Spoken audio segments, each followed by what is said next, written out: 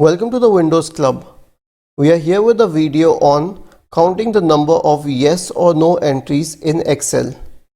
While this video has been made for yes or no entries, it could be used for any sort of repetitive entries, especially binary entries, for example 0 or 1, yes or no, and so on. In this example, we have arranged the status of selection of students across column B. Now either they have been selected, in that case we have mentioned yes, or they have been rejected, in which case we have mentioned no. Thus, this kind of method would be very useful in finding the number of rejected or selected students, or rejected or selected candidates, or rejected or selected employees. We would mention the number of selected students in cell D3 and the number of rejected students in cell D4, and neither of those in cell D5. The formula for finding the number of entries could be found on this post on the Windows Club. We would be sharing the link in the description.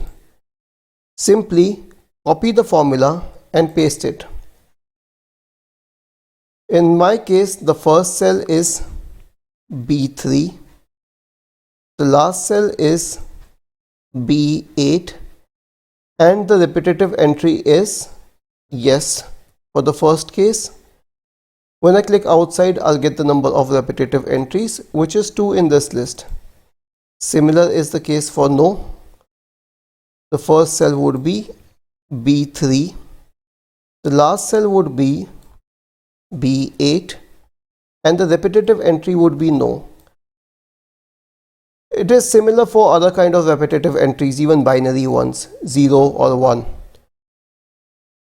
Now, in case you need to find entries other than yes or no, or other than those two binary entries, the formula is a little complex, but we have created it for you. All you need to do is copy paste it from this article. And then change these words. The first cell in my case is B3, last cell is B8, first cell again is B3, last cell is B8.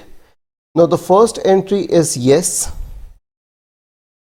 the last entry would be no, you would mention it later.